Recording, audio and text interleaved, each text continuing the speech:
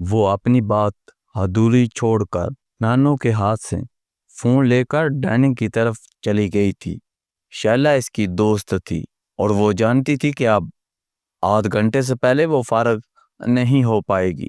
شیلا کو لمبی کالز کرنے کی عادت تھی اور آج تو ویسے بھی 1 ماہ کے بعد اس سے گفتگو ہو رہی تھی۔ وہ کافی دیر تک فون پر اس سے باتیں کرتی رہی اور جب فون بند کر کے واپس لانچ میں آئی تو عمر وہاں نہیں تھا۔ وہ نانو اور نانا کے ساتھ باتیں کرتی رہی اور انہی سے اسے پتا چلا کہ وہ کسی دوست کے ساتھ باہر گیا ہوا ہے۔ کھانا کھانے کے بعد وہ دیر تک نانا کے ساتھ بیٹھی رہی تھی، پھر اٹھ کر اپنے کمرے میں آ گئی۔ عمر تب تک واپس نہیں آیا تھا۔ صبح وہ دیر سے اٹھی تھی۔ جب وہ ناشتہ کے لیے آئی تو 10:30 بج رہے تھے۔ خان سامہ نے اسے بتایا تھا کہ نانو باہر گئی ہوئی ہے۔ نانا تو پہلے ہی اس وقت کلب میں ہوتے ہیں۔ وہ ناشتہ کر رہی تھی جب عمر بھی وہاں آ گیا۔ ہیلو ہائے کے بعد وہ بڑی بے تکلفی سے اس کے سامنے ہی چیئر کھینچ کر بیٹھ گیا تھا اور خود بھی ناشتہ کرنے لگا۔ ساتھ ساتھ وہ اس سے باتیں کر رہا تھا، اس کی مصروفیت کے بارے میں پوچھ رہا تھا، آسٹریلیا میں اس کی سرگرمیوں کے بارے میں بھی پوچھ رہا تھا۔ علیزہ نے نوٹ کیا وہ پہلے کی نسبت بہت خوش مزاج ہو گیا ہے۔ پہلے کی طرح ریزرو سا نہیں تھا۔ کافی دیر تک انگلش میں دونوں میں گفتگو جاری رہی، پھر خان سامہ اس کے لیے جوس لے کر آ گیا تھا۔ پہلی بار عمر نے بڑی صاف اردو میں اس سے کہا تھا، مجھے ایک پیالے میں دہی لا دیں، مگر پہلے دیکھ لیں کہ کھٹا نہ ہو، اور کل میرے لیے پورچ بنائیں، انڈا فرائی مت کریں، ابال کر دے دیں۔ اس نے خان سامہ کو ہدایت دی اور جوس پینے لگا تھا۔ وہ کچھ ہونک سی ہو کر اسے دیکھنے لگی۔ وہ اس کی حیرانی باپ گیا تھا۔ گلاس ٹیبل پر رکھتے ہوئے، کیا ہوا؟ آپ تو اردو بول سکتے ہیں، اس نے قدرے سٹیپٹا کر کہا۔ ہاں ہاں ہاں تو بول سکتا ہوں، اس میں حیرانی والی بات کیا ہے؟ اس نے پہلی بار اس کے جملے کا جواب اردو میں دیا تھا۔ میں سوچ رہی تھی کہ شاید آپ وہ کچھ خیسانی ہو گئی تھی۔ یہ کیوں سوچا تم نے؟ باہر رہنے کا مطلب یہ تو نہیں کہ بندے کو اپنی زبان بھی نہ آتی ہوگی۔ پہلے جب بھی آپ آیا کرتے تھے تو کبھی اردو بولتے ہوئے نہیں دیکھا تھا آپ کو، اس لیے میں نے سوچا، اس لیے وضاحت کرنے کی کوشش کی تھی۔ عمر نے مسکراتے ہوئے اس کی بات کاٹ دی۔ پہلے تم سے بھی اتنی لمبی چوڑی باتیں کرنے کا موقع نہیں ملا، ویسے بھی چھوٹا تھا تب میں۔ اس نے عمر کا چہرہ دیکھا تھا، وہ خاصا محظوظ نظر آ رہا تھا۔ پچھلی دفعہ جب میں نے تمہیں دیکھا تھا تو تم بہت چھوٹی تھی، میرا خیال ہے 11-12 سال کی تھی، اور اب تو پہلے سے بہت زیادہ خوبصورت ہو گئی ہو۔ علیزہ کے گال سرخ ہو گئے، اس نے سر جھکا لیا۔ عمر جہانگیر اسے بہت عجیب لگا تھا، اسے یہ بے باکی کچھ زیادہ پسند نہیں آئی تھی۔ میں دوبارہ کبھی اکیلے اس کے پاس نہیں بیٹھوں گی، اس نے ٹوسٹ کھاتے ہوئے سوچا تھا۔ وہ ناشتہ ختم کرتے ہی اٹھ کر واپس اپنے کمرے میں چلا گیا تھا۔ وہ کرسٹی کو لے کر لانچ میں ہی بیٹھ گئی۔ عمر ناشتہ دیر سے کیا کرتا تھا اور پھر لنچ نہیں کرتا تھا۔ شام کی چائے بھی وہ اپنے کمرے میں ہی پیتا تھا، البتہ رات کا کھانا سب کے ساتھ ہی کھاتا تھا۔ اس دن کے بعد وہ اس سے بہت پہلے ہی ناشتہ کر لیا کرتی تھی۔ اسے آہستہ آہستہ احساس ہونے لگا تھا کہ عمر جہانگیر کے گھر میں آنے کے بعد بہت کچھ بدل چکا تھا۔ اس کے بہت کم گھر والوں کے پاس موجود رہنے کے باوجود گھر میں بہت کچھ اس کی مرضی اور پسند سے ہو رہا تھا۔ نانا اور نانو کی زیادہ تر گفتگو اسی کے بارے میں ہوتی۔ پہلے کی طرح وہ علیزہ کے بارے میں اتنی باتیں نہیں کرتے تھے۔ کھانے کی ٹیبل پر زیادہ تر ڈشز اس کی مرضی اور پسند کے مطابق بنتی تھی۔ علیزہ سے کھانے کے بارے میں رائے لینا کم کر دیا گیا تھا۔ نانو ہر وقت اس کی صحت اور آرام کے بارے میں فکر مند رہا کرتی تھی، اور وہ جیسے گھر میں ثانوی حیثیت اختیار کر گئی تھی۔ یہ سب کچھ اس کے لیے نیا نہیں تھا۔ ہر سال جب بھی اس کے ماموں اور خالاؤں میں سے کسی کی فیملی وہاں آتی تھی، وہ اسی طرح پشے پوشت چلی جایا کرتی تھی۔ تب نانا اور نانوں کی توجہ صرف آنے والے لوگوں پر ہی مرکوز رہتی تھی، مگر اسے یہ سب اتنا برا نہیں لگتا تھا، کیونکہ وہ لوگ صرف ہفتے میں ہی ٹھہرتے تھے۔ مگر عمر جہانگیر کو ابھی بہت عرصہ وہاں رہنا تھا، اور اسے ایسا لگ رہا تھا جیسے اس نے بڑے آرام سے اس کی جگہ اٹھا لی ہے۔ اس دن دوپہر کو سو کر اٹھنے کے بعد اس نے حسب معمول کرسٹی کو ڈھونڈنا شروع کیا تھا۔ وہ سیڑھیوں کے نیچے نہیں تھی، اس وقت وہ بیر لان میں بھی نہیں ہو سکتی تھی۔ اس کی مخصوص جگہوں پر اسے پانے میں ناکام رہنے کے بعد اس نے اسے آوازیں دینا شروع کر دی تھی، مگر وہ نہیں آئی تھی۔ نانو کرسٹی کہاں ہے؟ وہ نانو کے کمرے میں چلی آئی تھی۔ وہ بھی آرام کر رہی تھی۔ عمر کے کمرے میں دیکھو، وہاں ہوگی، انہوں نے اسے بتایا۔ عمر کے کمرے میں، لیکن کرسٹی تو کبھی کسی کے پاس نہیں جاتی۔ اسے ان کی اس بات پر جیسے صدمہ سا ہوا تھا۔ ہاں، لیکن عمر کے ساتھ بہت اٹیچ ہو گئی ہے۔ تمہارے بعد سارا دن اس کے ساتھ ہوتی تھی، ابھی بھی وہیں ہو گئی، نانو نے آنکھیں بند کرتے ہوئے کہا تھا۔ وہ چپ چاپ ان کے کمرے سے نکل آئی تھی۔ اسے ابھی بھی ان کی بات پہ یقین نہیں آ رہا تھا کہ کرسٹی اس کے علاوہ کسی اور کے پاس جا سکتی ہے۔ عمر کے کمرے کے دروازے پر اس نے کچھ ہچکچاتے ہوئے دستک دی تھی۔ یس کم ان۔ اندر سے فوراً ہی اس کی آواز ابھری تھی اور وہ دروازہ کھول کر اندر چلی گئی۔ کرسٹی یہاں تو اس نے بات ادھوری چھوڑ دی۔ وہ سامنے ہی راکنگ چیئر پر جھول رہا تھا۔ اس کے ایک ہاتھ میں کتاب تھی اور دوسرا ہاتھ کرسٹی کو سلا رہا تھا۔ وہ اس کی گود میں بیٹھی ہوئی تھی۔ علیزہ کو دیکھ کر بھی کرسٹی نے اپنی جگہ سے ہلنے کی کوشش نہیں کی تھی۔ وہ بڑے اطمینان سے اپنی جگہ بیٹھی رہی۔ علیزہ صدمے اور مایوسی سے اسے دیکھتی رہی۔ ہاں کرسٹی، میرے پاس آ جاؤ کرسٹی۔ اس نے کرسٹی کو گود سے اتار دیا۔ کرسٹی بھاگتی ہوئی اس کی طرف آنے لگی۔ علیزہ کو ان دونوں پر بے تحاشا غصہ آیا تھا۔ دفع ہو جاؤ، اس نے بلند آواز میں کہا تھا، اور زندگی میں پہلی دفعہ پوری قوت سے دروازہ بند کرتے ہوئے بھاگ آئی تھی۔ وہ اپنے کمرے میں چلی گئی اور شام تک کمرے سے باہر نہ نکلی تھی۔ شام تک اس کا غصہ تشویش میں بدل چکا تھا۔ وہ پریشان تھی کہ عمر نے نانو کو اس کی اس حرکت کے بارے میں بتا دیا تو وہ کیا سوچیں گی۔ اسے اپنی اس حرکت پر افسوس ہو رہا تھا۔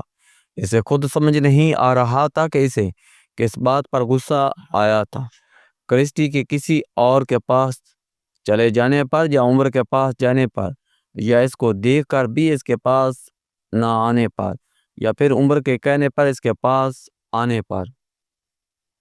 جب وہ لانچ میں آتی تو کرسٹی وہیں بیٹھی ہوتی۔ علیزہ کو دیکھتے ہی اس نے اس کے پاس آنے کی کوشش کی تھی، مگر علیزہ نے اسے درشتی سے اپنے سے دور ہٹا دیا۔ عمر رات کے کھانے کے لیے معمول کے مطابق اپنے کمرے سے آیا تھا۔ وہ جس بات پر خوفزدہ ہوئی تھی ویسا کچھ بھی نہیں ہوا تھا۔ وہ اسے دیکھ کر ہمیشہ کی طرح مسکرایا، پھر ویسے ہی کھانے کے دوران اسی طرح سب سے باتیں کرتا رہا جیسے وہ ہمیشہ کیا کرتا تھا۔ وہ سر جھکائے خاموشی سے کھانا کھاتی رہی۔ کھانا کھانے کے بعد وہ اٹھ کر اپنے کمرے میں چلا گیا تھا۔ علیزہ نے سکون کا سانس لیا تھا۔ اگلے چند دن بھی اسی طرح گزر گئے۔ عمر نے اس واقعہ کے بارے میں نانو یا اس سے کوئی بات نہیں کی تھی، لیکن علیزہ نے نوٹ کیا تھا کہ اس نے دوبارہ کرسٹی کو بلانے کی کوشش نہیں کی تھی۔ کرسٹی اس کے نظر آنے پر اگر اس کی طرف جانے کی کوشش کرتی تھی تو وہ اسے نظر انداز کر دیتا۔ اس کا مطلب تھا وہ اس کے اس دن کے غصے کی وجہ جان گیا تھا۔ مرید بابا، آج رات کے کھانے پر میرے لیے تھوڑی سی سبزی بنا لیں۔ اس دن کافی دنوں کے بعد علیزہ نے رات کے کھانے کے لیے کوئی فرمائش کی تھی۔ رات کو کھانے کے ٹیبل پر اس نے بڑی خوشی کے ساتھ ڈونگے کا ڈھکن اٹھایا تھا، ساتھ ہی اس کے چہرے کے تاثرات بدل گئے۔ نانو، سبزی میں چکن کیوں ڈالا ہے؟ مرید بابا نے انہیں پتہ ہے میں ہمیشہ چکن کے بغیر ہی سبزی کھاتی ہوں۔ اس نے کچھ حیرانی کے عالم میں نانو سے کہا۔ میں نے کہا تھا چکن ڈالنے کے لیے میں عمر کو رات کے کھانے کے بارے میں بتا رہی تھی۔ اس نے کہا کہ سبزی بن رہی ہے تو چکن والی بنا لے، میں بھی تھوڑی کھا لوں گا۔ علیزہ نے ڈونگے کا ڈھکن ہاتھ میں پکڑے پکڑے ٹیبل کی دوسری طرف عمر کو دیکھا۔ وہ اپنی پلیٹ میں چاول نکال رہا تھا۔ ٹیبل پر پڑی ہوئی ساری چیزیں یا تو عمر کی مرضی سے بنی تھی یا پھر نانو اور نانا کی۔ اس نے آسٹریلیا سے واپس آنے کے بعد پہلی فرمائش کی تھی اور یکدم ہی اس کی بھوک غائب ہو گئی تھی۔ کچھ افسردگی سے اس نے دوبارہ ڈھکن رکھ دیا اور جب اس نے چمچ بھی رکھ دیا تو نانو اس کی طرف متوجہ ہو گئی۔ کیوں، کیا ہوا، سبزی نہیں لی؟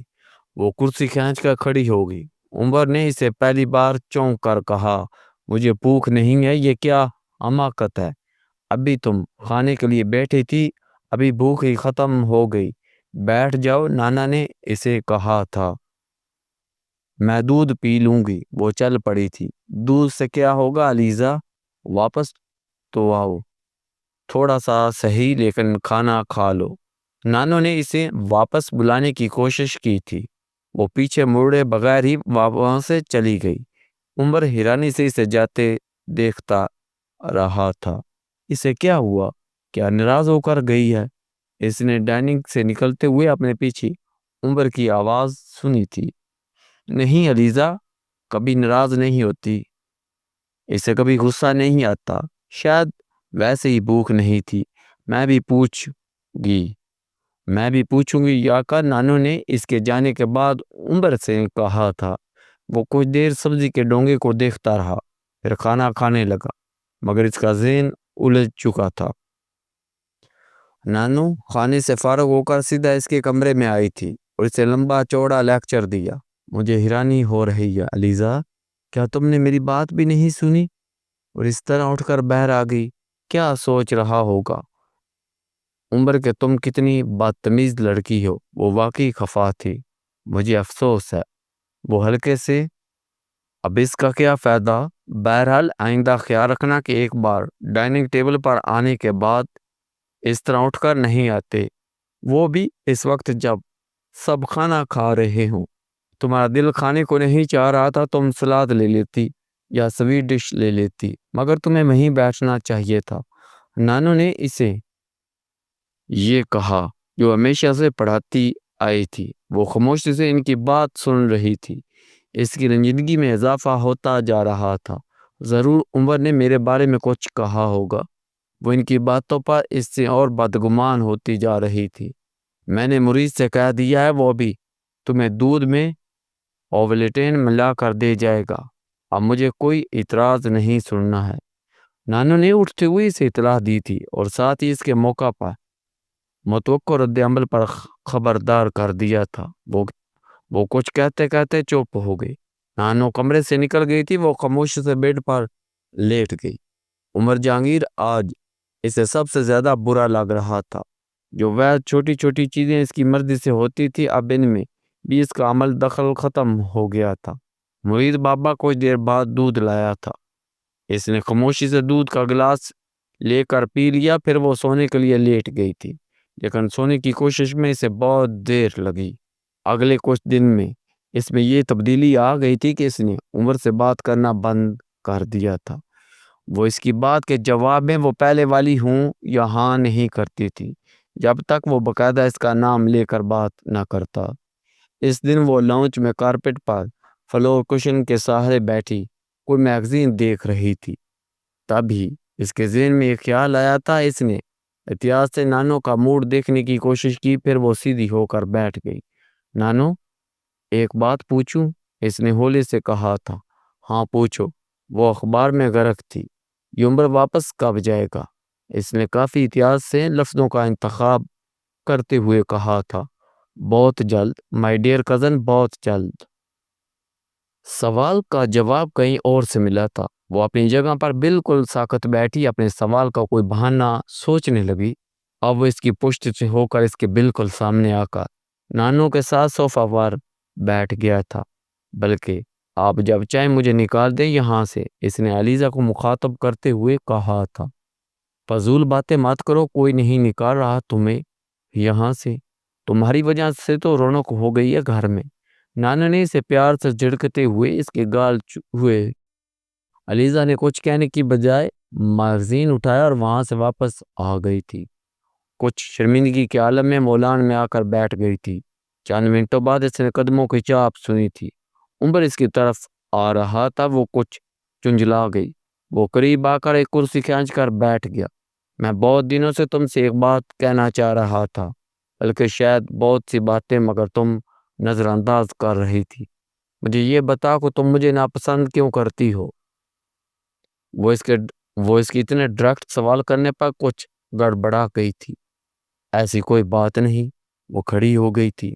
تم بیٹھ جاؤ ورنہ میں تمہیں پکڑ کے بٹھا دوں گا۔ وہ پہلی بار بے حد سنجیدہ نظر آ رہا تھا۔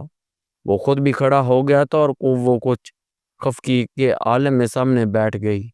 عمر نے درمیان میں پڑا ہوا ٹیبل کھینچ کر ایک طرف کر دیا اور پھر اپنی کرسی کھینچ کر سیدھا اس کے سامنے آ کر بیٹھ گیا۔ وہ اس کے اتنے قریب بیٹھا ہوا تھا کہ وہ نروس ہو گئی۔ ہاں اب بتاؤ، آپ کو غلط فہمی ہوئی ہے، میں آپ کو ناپسند نہیں کرتی ہوں۔ ویری گڈ، لیکن پھر تمہیں میرا یہاں رہنا اچھا کیوں نہیں لگ رہا؟ ایسا نہیں ہے، ایسا ہی ہے۔ اگر تم چاہو تو میں یہاں سے چلا جاتا ہوں۔ یہ میرا گھر نہیں ہے کہ میں یہاں سے کسی کو نکالوں۔ وہ نہ چاہتے ہوئے بھی اپنی خفگی ظاہر کر بیٹھی۔ دیکھو، میں کچھ باتیں واضح کر دینا چاہتا ہوں۔ میں نہیں چاہتا کہ میری وجہ سے اس گھر میں کوئی تناؤ آئے۔ یہ گھر تمہارا تھا اور رہے گا۔ مجھے تو یہاں رہنا ہی نہیں۔ چند ماہ کے بعد میں یہاں سے واپس لندن چلا جاؤں گا۔ میرا یہاں قبضہ جمانے کا کوئی ارادہ نہیں۔ پھر میری سمجھ میں نہیں آ رہا کہ تم کس بات پر اتنی ناراض ہو۔ شکایت کیا ہے تمہیں مجھ سے؟ میرا تو خیال تھا کہ میں خاصا بے زر آدمی ہوں، کرنے کی کوشش کر رہا ہوں سارا کھانا مجھے آپ سے کوئی شکایت نہیں ہے، لیکن آپ گھر میں ہر چیز کی پسند کے مطابق بنتا ہے۔ ٹھیک ہے، آپ مہمان ہیں، لیکن جو چیز میں کہنا چاہتی ہوں اس میں تو کسی دوسرے کی مرضی۔ عمر نے اس کی بات کاٹ کر دی۔ تم اس دن ڈش والے واقعہ کی بات کر رہی ہو؟ ٹھیک ہے، میں ایسی کوئی مداخلت نہیں کروں گا اور کوئی اعتراض نہیں ہے۔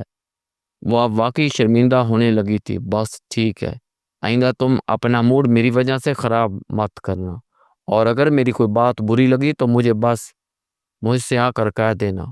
عمر نے اس کی طرف ہاتھ بڑھاتے ہوئے کہا۔ علیزہ نے چھپکتی ہوئی مسکراہٹ کے ساتھ اس سے ہاتھ ملایا تھا۔ عمر نے اس کا ہاتھ نہیں چھوڑا، بلکہ خود بھی کھڑا ہو گیا تھا۔ دوسرے ہاتھ سے اس کا ہاتھ تھامتے ہوئے اس نے قدم بڑھاتے، اب تمہاری ناراضگی دور ہو گئی ہے، اس لیے میں تمہیں کوئی اچھی چیز دوں گا۔ وہ کسی ننھے بچے کی طرح اس کا ہاتھ پکڑے ہوئے اندر لے گیا تھا۔ نانو ابھی بھی لانچ میں بیٹھی تھی۔ گرینی میں وہ اور علیزہ بہت اچھے دوست بن گئے۔ میں علیزہ کے لیے کچھ لایا ہوں، اس نے اندر آتے یہ اعلان کیا تھا۔ وہ اسے اسی طرح ہاتھ پکڑے اپنے کمرے میں لے گیا تھا۔ کمرے میں داخل ہونے کے بعد عمر نے اس کا ہاتھ چھوڑ دیا۔ گرینی نے بتایا تھا، تمہیں پرفیومز بہت اچھے لگتے ہیں، یہ تمہارے اور میرے درمیان پہلی کامن چیز ہے۔ مجھے بھی پرفیومز بہت پسند ہیں۔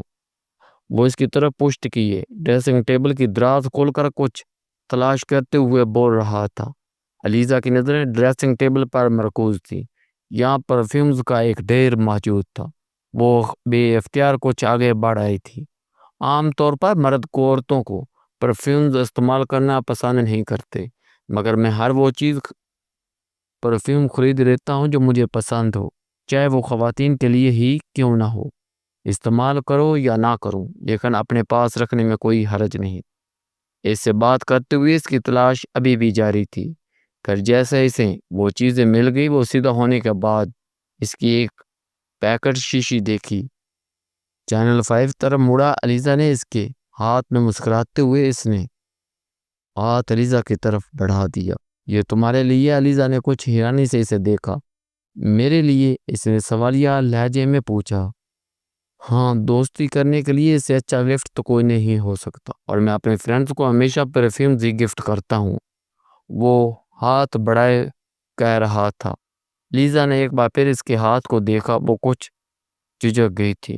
عمر نے ایک بار پھر اس سے کہا تھا، مگر میں اس نے کہنے کی کوشش کی تھی، مگر عمر نے اس کی بات کاٹ دی۔ اگر مگر کرنے کی ضرورت نہیں، بس یہ لے لو۔